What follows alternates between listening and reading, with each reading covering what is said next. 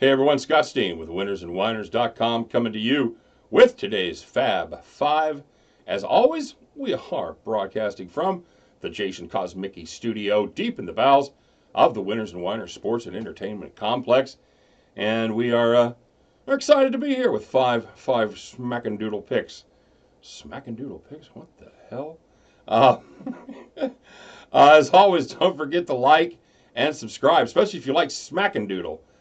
Jump on that thumbs up like a mother and subscribe to our page. Check it all out. And, of course, check out the websites, winnersandwhiners.com, statsalt.com for deep dives into every single contest in America every single day. And lastly, as always, tell me what you're playing. Tell me if you're digging what I'm playing. Tell me if you're not digging it. Tell me why. Give us a thumbs up. Give us a thumbs down if you're not liking it. And as always, put your picks up there. Let us know what you're on today. I know a lot of the guys are kind of checking out other campers. That's fantastic. That's exactly what I wanted to do. I wanted to build a community where people share their picks with everybody. And because as always, the goal is we have one common enemy, my friends, and that is the people that set the lines and take the bets. So let's get them. All right. So with all that being said, without further ado, don't forget to do the contest. Got it coming up Sunday night. I think we're going to do about 9 o'clock. So everybody make sure you get registered over at StatSalt and Winners and Whiners for our drawing on Sunday. We're going to be doing that live. That's right. So there we go. 2-1 today. Not too bad. We got Quinnipiac home. We got the under home easily, both of those. Milwaukee didn't decide until about 4 minutes left in the game that they actually wanted to participate in the game of basketball and put it on them a little bit late. They got it to 9, but they couldn't quite get it over the double-digit hump. So 2-1 we go, and on we go to Saturday. I'm taking a look at the first game here is the one of the Big 12 SEC shootout games as the KU Jayhawks travel down to take on the Kentucky Wildcats there in Lexington. Kentucky is -6.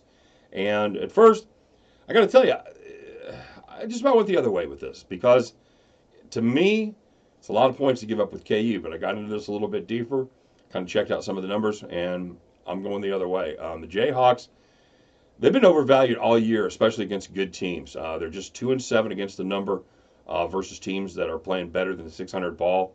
While Kentucky, they've taken care of business against the good teams. They're 15-6 against the spread versus teams with a winning record. Like I said, I'm going against my gut. It's a lot of points to lay for KU, but I don't think they've quite got it hitting on all cylinders yet. Kentucky's been playing good ball lately, and I think they get it done here and cover the number. KU has failed to cover 3 straight. They've been a dog just one time this season. They were a 2.5-point dog to Iowa State. They ended up losing by 17. So I don't know that Kentucky's going to win by 17. I do think they're going to win by more than 6.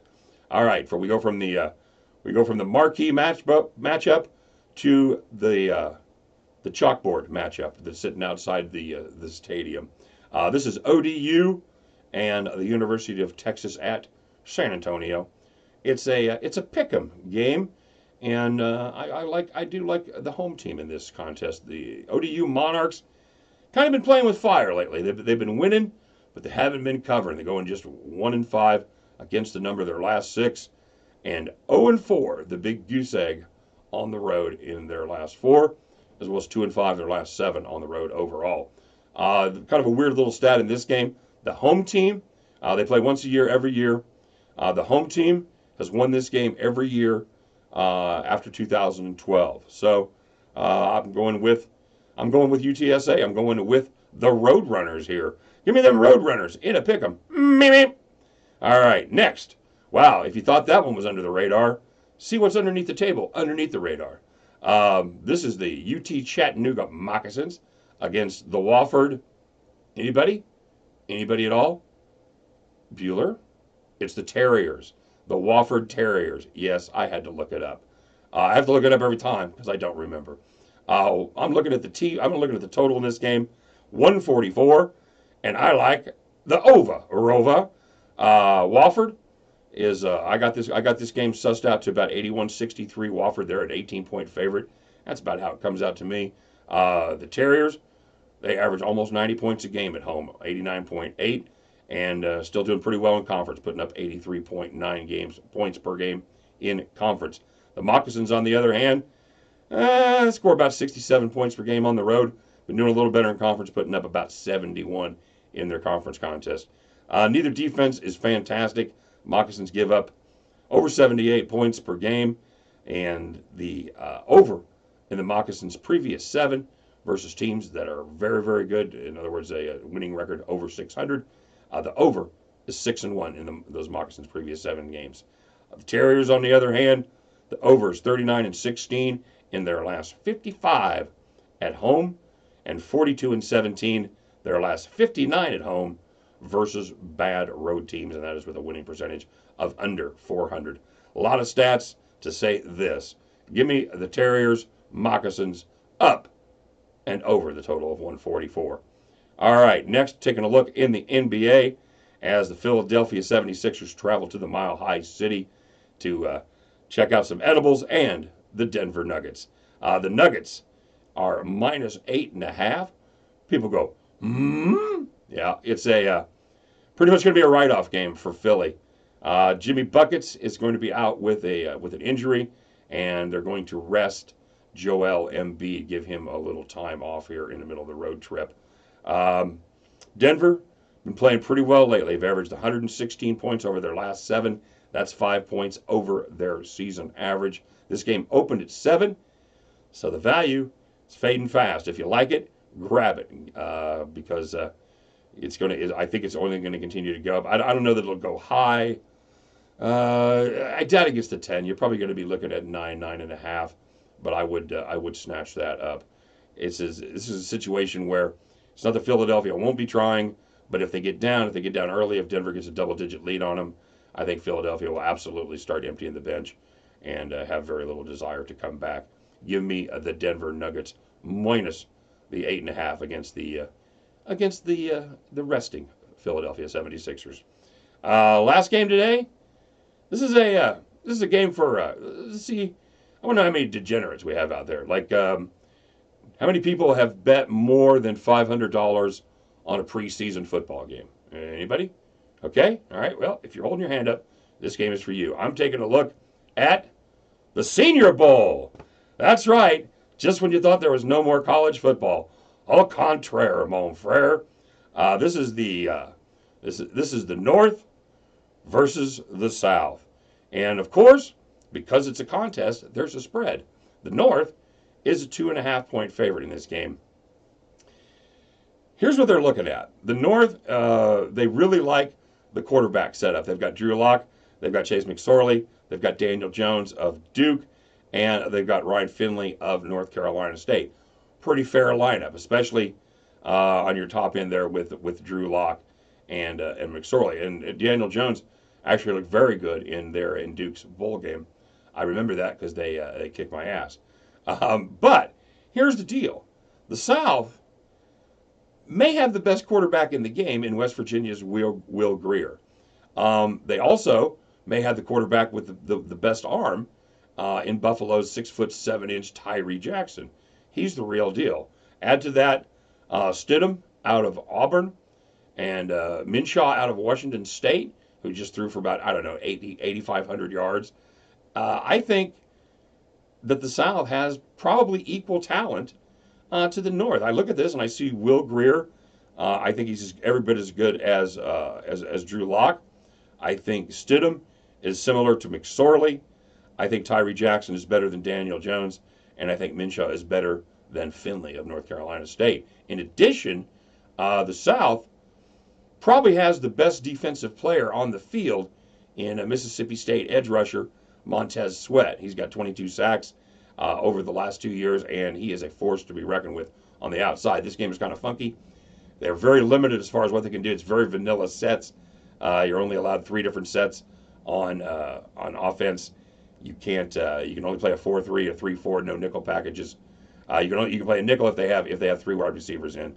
Other than that, you have to play it straight up. No nickels, no dimes, no blitzing, and just some other funky stuff. But the other thing you have to remember is every quarter is played like the end of the game. All right, every quarter has a 2-minute warning. So here's what happens: the team that wins the toss, they get the opening kickoff, or defer, or whatever they want to do.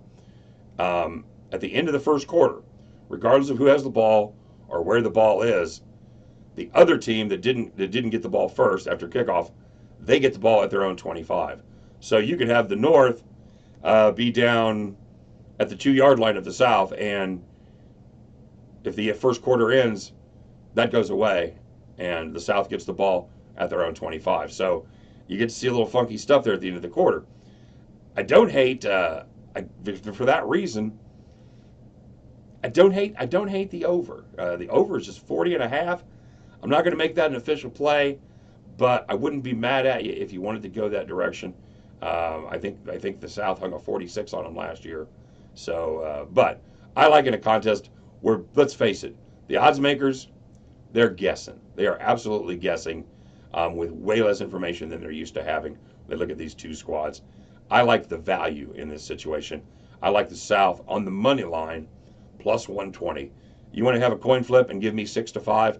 I'll take it all day long. Give me the South plus 120. All right, guys, there we go. There's 5 picks for you. Well, there's 4 solid picks and a DGen special. So do with that what you will. But at the end of those 5 games, the important part is we're going to gather up those tickets. You guys can join me, and we're going to head back to the window. All right. Now, let's take a look at the shout-outs. Shout-outs are back, brother and sisters.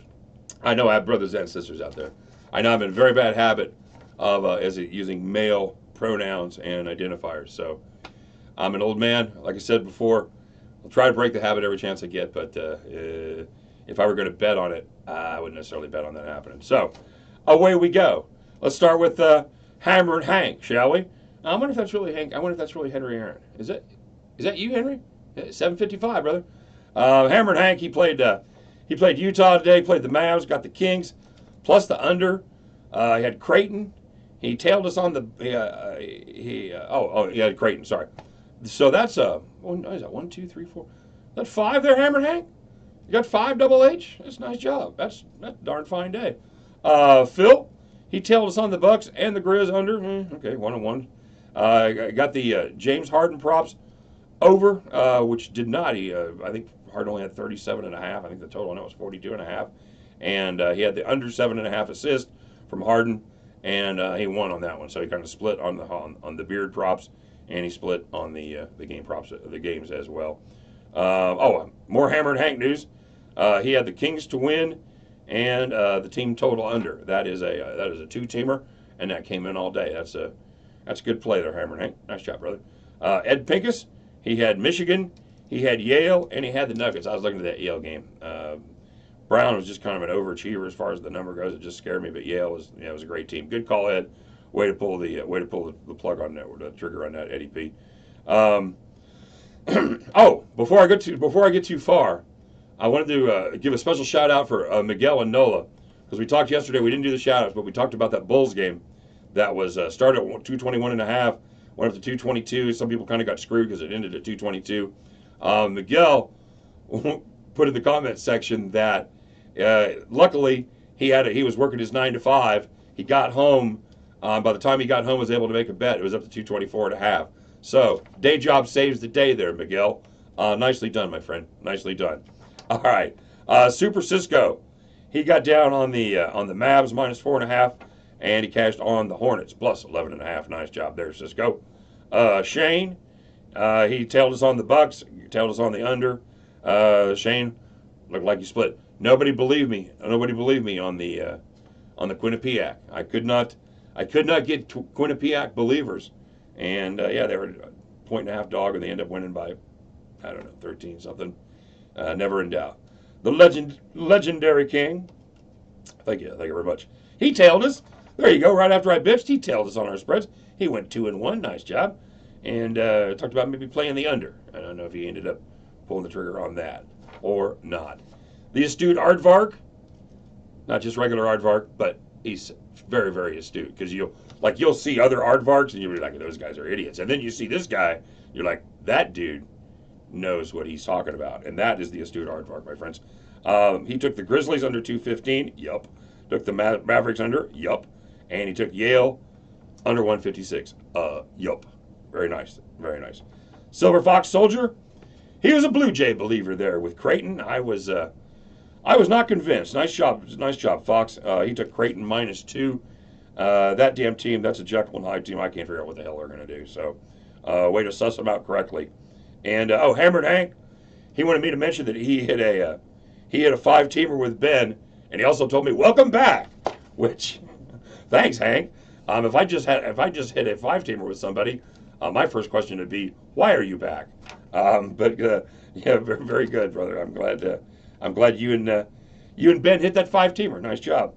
And finally, or not finally, but Erwin Moses, he gave me a hard time about saying that Milwaukee was a town that made shitty beer. So, my apologies if you're a Pabst, Miller, Old Milwaukee, Schlitz, any of those fine frosty beverages. If you're a fan of those beers, seriously, you should look out for other beers. No, I'm kidding. They're fine. I just I had an experience when I was a kid. When I was about 19, went out drinking in a boat.